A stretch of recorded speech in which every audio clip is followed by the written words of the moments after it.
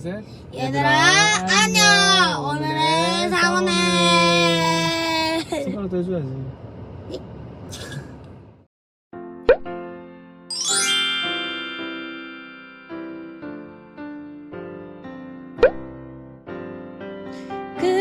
그러므로 너희는 가서 모든 민족을 제자로 삼아 아버지와 아들과 성령의 이름으로 세례를 베풀고 마태복음 28장 19절 말씀.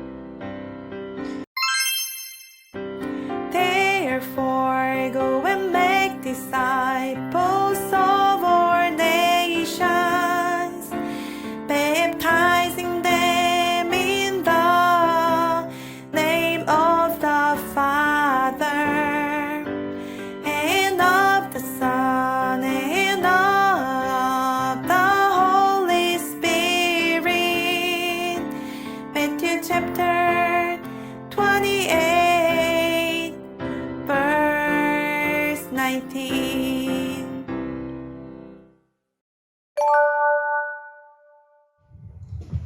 자, 오늘 주신 하나님 말씀은 한 길입니다. 거꾸로 가라고 자, 말씀하셨죠. 거꾸로 가라. 여러분, 우리가 가야 되는 한 길은 어떤 길이죠? 예수께서 이르시되 내가 곧 길이요 진리요 생명이니. 예수님이 곧 길이라 했습니다. 그 예수님을 바라보는 길이 우리가 가야 되는 한 길입니다.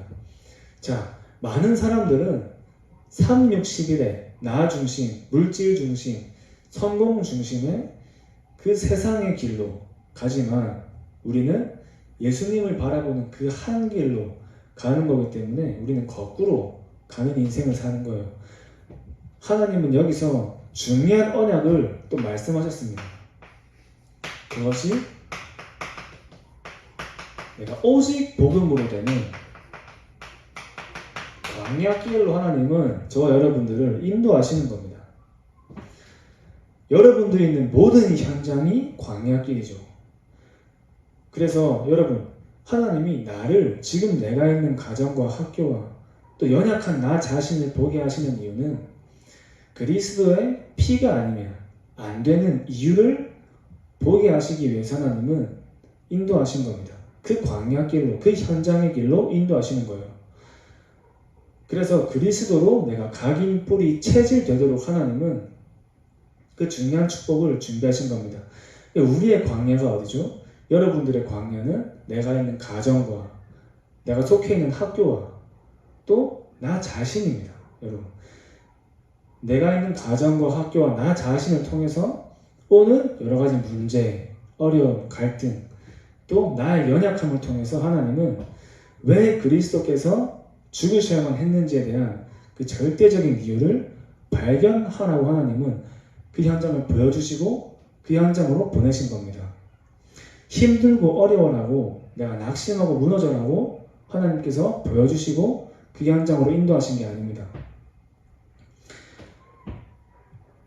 왜 그리스도가 아니면 안 되는지, 왜 복음이 아니면 안 되는지, 내가 내 힘으로 할 수 없고 내가 살릴 수 없기 때문에 예수님께서 이 문제를 해결하시기 위해서, 모든 시작의 문제인 창세기 3장의 문제를 해결하시기 위해서 십자가에서 피를 흘리고 죽으셔야만 됐구나.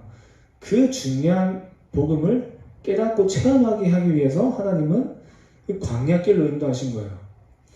중요한 것은 이 복음이 나에게 각인되고 뿌리 내리고 체질되어야 되는 겁니다. 여러분, 이스라엘 백성들이 광야길에서 광야길을 갈 때 문제를 만났어요. 그 문제를 만났을 때 두 종류의 사람들이 있었습니다. 첫 번째는 문제 앞에서 세상의 방법으로, 그 세상 방법의 길로 가려 했던 사람들과 또 두 번째는 하나님의 말씀으로, 하나님이 지금까지 인도해 오셨고 앞으로도 인도하실 거라는 그 확신을 가지고 하나님 말씀을 따라가는 그 말씀의 길로 가려던 사람이 있었습니다. 대표적으로 여호수아와 갈렙이 그 인물들이었죠. 자, 똑같이 문설주에 피를 바르고 출애굽했는데 왜 여호수아와 갈렙만 이 말씀의 길을 따라갈 수 있었습니까? 이 그리스도의 피 언약이 각인되어 있었기 때문입니다. 다른 사람들도 똑같이 봤어요. 문설주에 피 발라서 출애굽하게 된 것을 같이 봤는데 이 사람들에게는, 다른 이스라엘 백성들에게는 복음보다 다른 것으로 더 많이 각인되어 있고 뿌리내리고 체질되어 있었던 겁니다. 그래서 여러분이 지금 내가 있는 현장을 통해서, 나 자신을 통해서 왜 복음이 아니면 안 되는지, 내가 왜 복음을 붙잡아야 되고 날마다 이 복음에 집중해야 되는지에 대한 절대적인 이유를 내가 발견하는 거예요. 그때 나의 복음이 오직의 복음으로 가는 겁니다. 이 오직의 복음으로 나를 살리고 현장을 살리고 세상을 살린다는 것을 날마다 확인하는 거예요. 이 사람이 드리는 예배가 유일성 예배가 되는 겁니다. 자, 유일성 예배를 말씀하시면서 좁은 길이라고 말씀하셨어요. 왜 유일성 예배가 좁은 길이냐면, 자, 마태복음 7장 13절에서 14절 말씀에 이렇게 나와 있습니다. 좁은 문으로 들어가라. 멸망으로 인도하는 문은 크고 그 길이 넓어 그리로 들어가는 자가 많고, 생명으로 인도하는 문은 좁고 길이 협착하여 찾은 이가 적음이니라.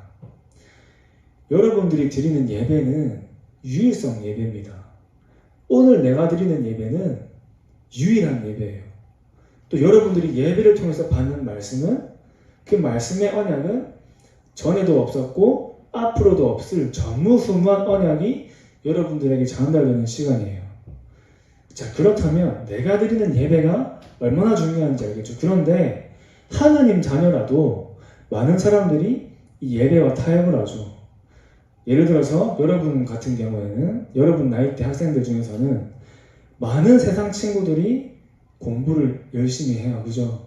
당연히 열심히 해야겠지만, 또 제가 여러분들 얘기를 들어보니까 학원을 막 9개씩 다니는 친구들도 있다고 하더라고요.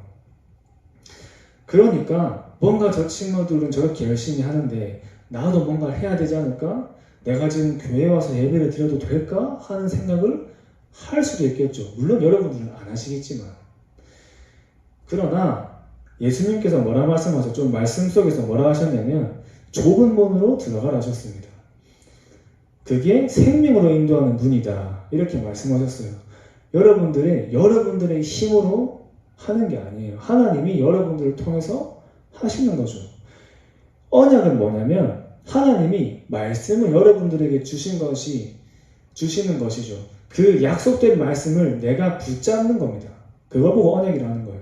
하나님이 여러분들을 통해서 이루시겠다는 거예요. 하나님이 하시겠다는 거예요. 그 축복을 받는 현장이 예배예요. 그러면 내 힘으로 열심히 하는 게 좋아요? 아니면 하나님이 나를 통해서 하시는 게 더 쉽고 빠르고 확실하겠죠.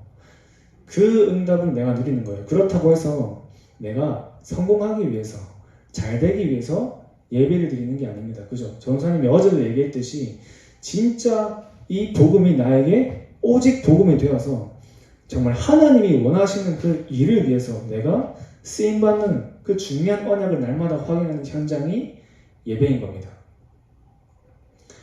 그래서 나를 구원하시고 나를 인도하시는 하나님을 바라보는 것이 예배예요. 자, 거기서 내게 주시는 말씀은 전무후무한 언약인 겁니다. 그래서 유일성 예배가 되는 거죠. 그래서 그 어떤 일 속에도 내가 예배와 타협하지 않는 거예요. 그죠? 진짜 불가피한 상황이 아니면 정말 나의 인생의 우선순위가 예배가 되는 겁니다. 자, 이 사람에게 하나님이 주시는 축복이 재창조의 기도로 하나님은 응답하시는 겁니다. 재창조의 기도로 여러분들이 가는 길은 아무도 안 가는 길이에요. 아무도 안 가는 길. 자, 여러분, 아무도 안 가는 길을 가는 겁니다.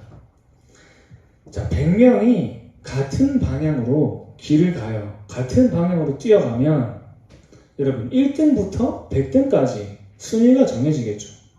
같은 방향으로 100명이 경기를 하면 자, 1등부터 100등까지 정해지는 겁니다. 근데 여러분, 내가 아무도 안 가는 길로 가면 모두 다 1등이에요. 그죠? 모두 다 1등입니다. 우리 이번 주 제목처럼 모두가 1등이에요. 자, 이게 무슨 말이죠?